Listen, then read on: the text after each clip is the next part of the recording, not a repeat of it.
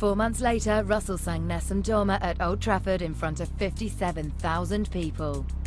Remember that day very well, yes. I was there and it brought tears to my eyes listening to him. And I thought, that's where he's going to go, definitely.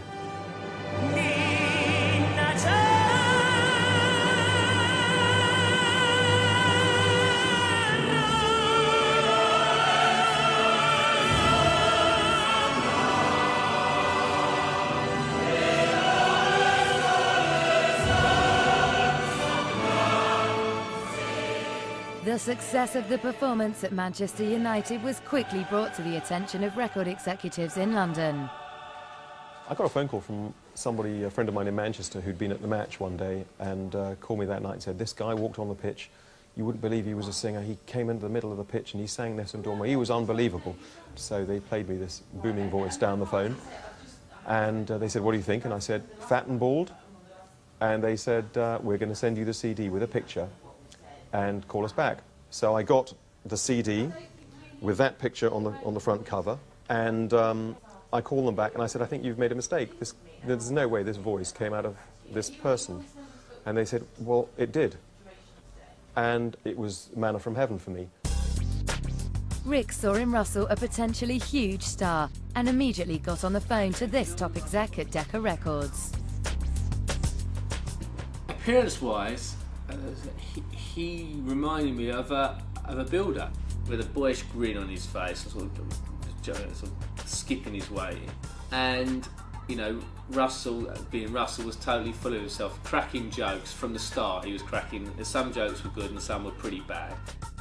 And I remember I just walked into the meeting and I thought, I'm not walking out of this room without a record deal. I've waited 10 years for this. I've been schlepping around working men's clubs.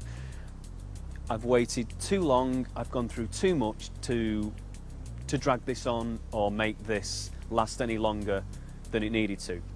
You know, it was all going well, and then he said, well, you know, don't you want to hear me sing? I said, well, you know, it's one of those things you don't ask an artist in an office that's a bit like this, on a chair, to say, I'll go and sing us something then, because, you know, it's not the right environment, it would be, but he offered. So I stood on the table in the middle of the boardroom.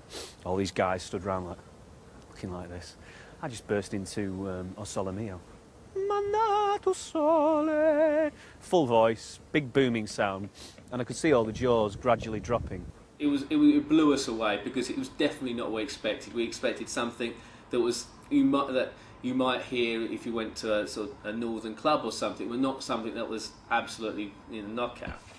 Russell's down-to-earth affability and his natural raw talent bowled everyone over. And in one of the fastest decisions in the company's history, they snapped Russell up and a deal was made there and then. I'll put my hand over the numbers column, but this is the very first Russell Watson contract, which was literally signed days after we met Russell. At the age of 34, Russell now had a record deal, and they had plans to make Russell an international star. His first album, The Voice, sold over 1 million copies and went double platinum. It felt good. I mean, it felt really good, and I'd gone from, you know, the back streets of Salford to being kind of bandied around the world as the next big classical thing, and you know, from Wigan Road Working Men's Club to Carnegie Hall to Sydney Opera House to the Vatican. I mean, it was just amazing. It was amazing. It was an incredible feeling.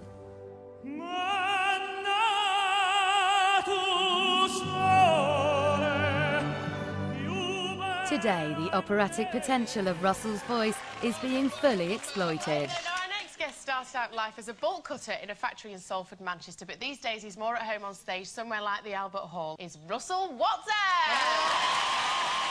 You raise me up to walk on stormy seas.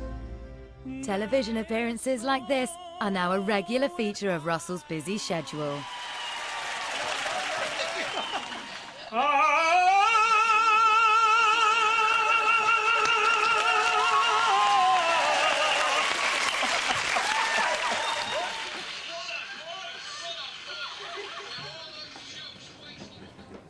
That was just presented to Russell on the show by Des and Mel.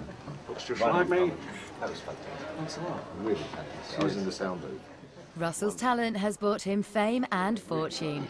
And like other successful stars, it's also brought him a loyal fan base. I've come from the Essex-Suffolk border, which is about 16 miles or so, just on the off chance. And then we sort of go around concerts, and then we recognise each other through the white scarf. Did you see? Were you in the audience? Yes, and he did notice. He does notice. He does appreciate us. He knows that he's got some support there. Why do you love Russell then? Why? It's just the natural, voice. He's got a fabulous voice.